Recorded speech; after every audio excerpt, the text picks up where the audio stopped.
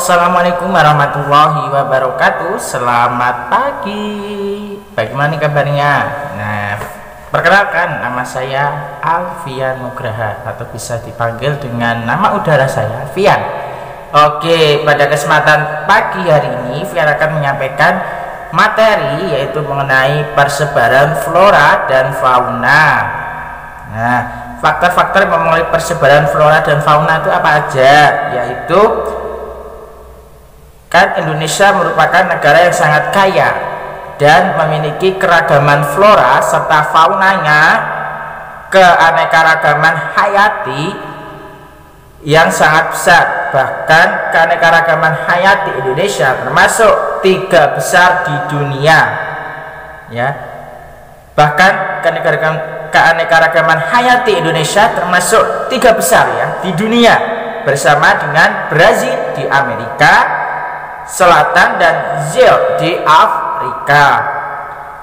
Berdasarkan data dari Departemen Kehutanan dan Perkebunan pada tahun 1999, jumlah spesies tumbuhan di Indonesia mencapai berapa? 8.000 spesies yang sudah diidentifikasi, ya. Dan jumlah spesies hewan mencapai 2.215 spesies. Spesies hewan terdiri dari 515 mamalia, 60 reptil, 1.519 burung, dan 121 kupu-kupu. Baik, seluruh wilayah di muka bumi ini dapat dihuni oleh makhluk hidup. Berdasarkan hasil penelaah, ya, kondisi fisik wilayah diperkirakan hanya sekitar 1/550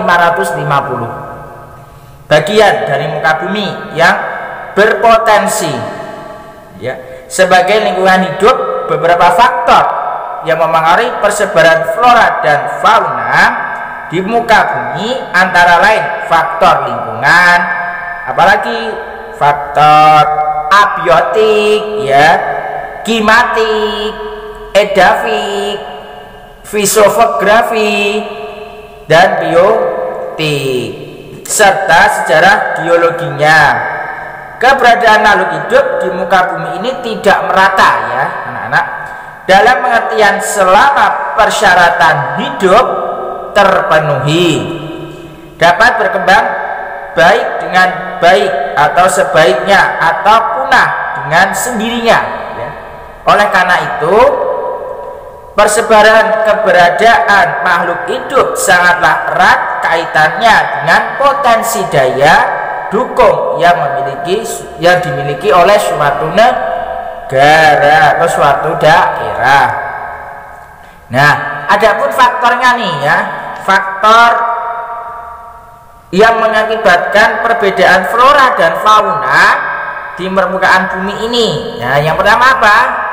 Ya, betul sekali, iklim, ya. Yang pertama yang mengaruhi adalah iklim. Setiap spesies hewan ataupun tumbuhan itu berbeda, jadi, ya, sehingga iklim atau unsur cuaca di suatu pihak mendukung kehidupan flora dan faunanya, tetapi, ya, di lain pihak merintangi flora dan fauna tertentu untuk hidup dan berkembang. Nah, yang pertama, temperatur atau suhu udara. Suhu udara di sebuah daerah sangatlah mempengaruhi untuk keberadaan flora dan fauna, ya, di tempat tersebut. Suhu di setiap tempat itu kan berbeda-beda di permukaan bumi, itu tidaklah sama atau berbeda. Hal ini disebabkan karena apa? Karena adanya perbedaan intensitas penyinaran matahari. Pengaruh dari letak lintang suatu wilayah, ketinggian suatu wilayah, sudut datang sinar matahari, jenis daratan, jarak daratan dengan laut, kondisi awan, serta vegetasi yang ada di metaverse. Kemudian jenis tumbuhan ataupun hewan tertentu mempunyai toleransi ya spesies terhadap suhu. Nah, artinya apa? Mempunyai persyaratan suhu lingkungan yang ideal, tapi ideal bagi kehidupannya dalam arti batas suhu ya, berarti batas suhu minimal dan maksimal. Contohnya apa? Ya, betul sekali. Yang pertama, pohon kelapa tumbuh di daerah iklim tropis. Yang kedua, burung penguin hidup di daerah iklim dingin. Yang kedua nih ya, metaverse yaitu kelembapan udara. Berdasarkan tingkat kelembapan lingkungan habitatnya, dunia tumbuh dapat dikelompokkan menjadi sebagai berikut. Siapa nih yang bisa jawab? Silahkan dijawab di kolom komentar. Ada 4 ya. Siapa yang tahu boleh jawab di kolom komentar. Kemudian yang selanjutnya adalah angin. Banyak tumbuhan yang proses penyerbukannya dibantu oleh angin atau disebut anemogami ya. Itu dibantu penyerbukannya dibantu oleh angin. Dan proses penyebarannya juga dibentuk oleh angin, anemokori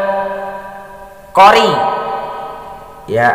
Contohnya padi menyuburkan oleh angin dan mahoni penyebarannya oleh angin gitu ya. Kemudian curah hujan dapat menjelaskan banyak sedikitnya hujan yang jatuh di suatu tempat. Curah hujan dipengaruhi oleh perairan yang ada di daerah-daerah yang terletak di pegunungan yang jauh dari pantai, umumnya memiliki curah hujan yang sedikit atau minim. Nah, adapun daerah yang dekat pantai umumnya memiliki curah hujan yang relatif banyak, relatif tinggi ya. Nah, banyak di sekitarnya curah hujan ya menentukan formasi vegetasi di muka bumi ya, sekaligus memengaruhi hewan yang khas pada lingkungannya vegetasi tertentu. Contohnya apa? Yaitu padang rumput dengan hewan khas biri-biri dan sapi ya. Yang kedua apa? Yaitu kondisi fisik muka bumi. Oke, kondisi fisik yang dimaksud apa?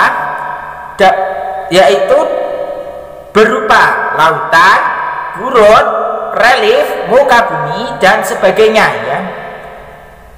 Kemudian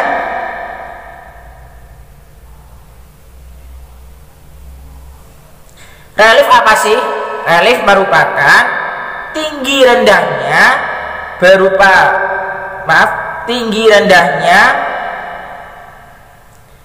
permukaan bumi. Jadi relief itu tinggi rendahnya permukaan bumi.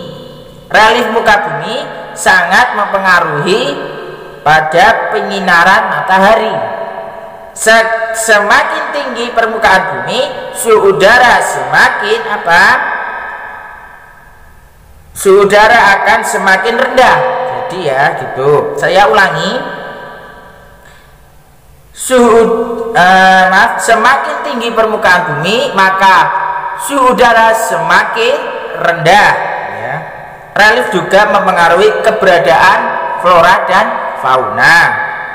Contohnya kelapa disebarkan oleh arus laut ya kan, dan pegunungan Andes menghalangi migrasi burung ya. Adaptasi flora dan fauna mempunyai kemampuan untuk beradaptasi dengan lingkungannya. Seleksi alam. Di alam berlaku ketentuan bahwa yang kuat adalah yang menang. Itu di alam. Oleh karena itu, setiap binatang akan berusaha untuk menghindari dan bersembunyi dari predator. Contohnya apa? Capung berwarna, kemudian kusam lebih banyak daripada yang berwarna. Saya ulang. Contohnya capung berwarna, kusam lebih banyak daripada yang berwarna cerah. Karena apa? Lebih samar terlihat oleh predator, atau samarnya terlihat oleh predator. Ya, itu. Makanan sekarang.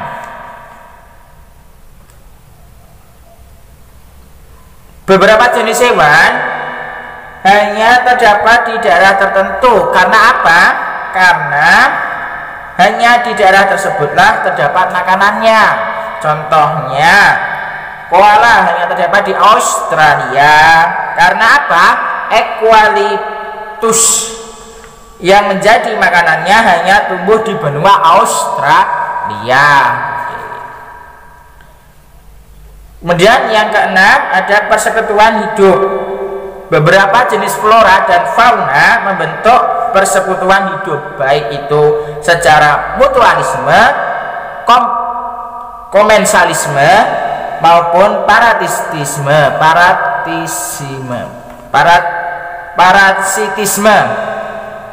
Contohnya tumbuhan Aconicum di Amerika Utara. Proses penyerbukannya bergantung pada tawon tertentu, sehingga penyebarannya hanya sejauh penggambaran tawon. Oke, yang ketujuh, manusia. Nah, ini manusia. Manusia adalah faktor yang sangat menentukan terhadap proses penyebaran flora dan fauna di muka bumi ini. Tetapi keterlibatannya yang paling akhir baru setelah zaman penjelajahan dimulai.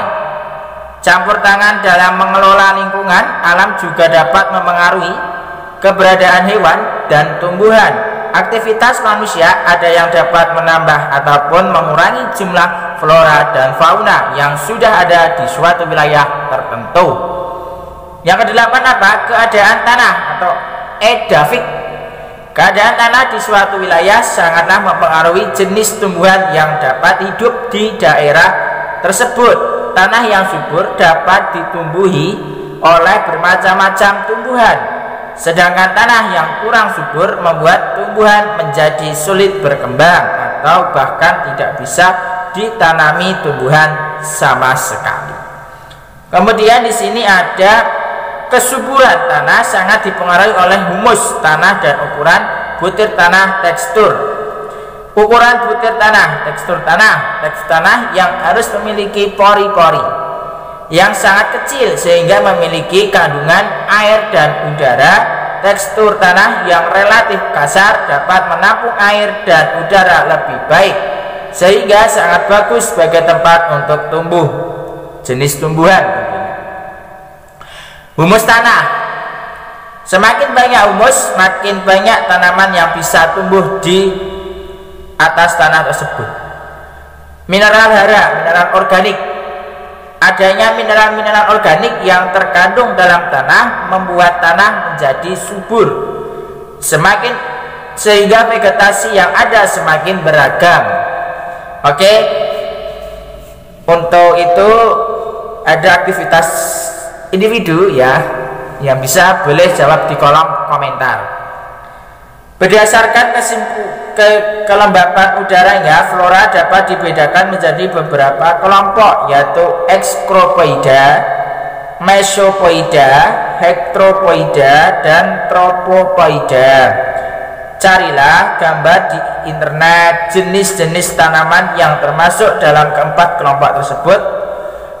Jawab di kolom komentar. Sekian penjelasan dari saya, penjelasan biografi dari saya. Apabila ada salah kata, saya mohon maaf yang sebesar-besarnya. Saya akhiri, wabillahi taufiq wal hidayah. Selamat pagi dan salam sejahtera bagi kita semua. Wassalamualaikum warahmatullahi wabarakatuh.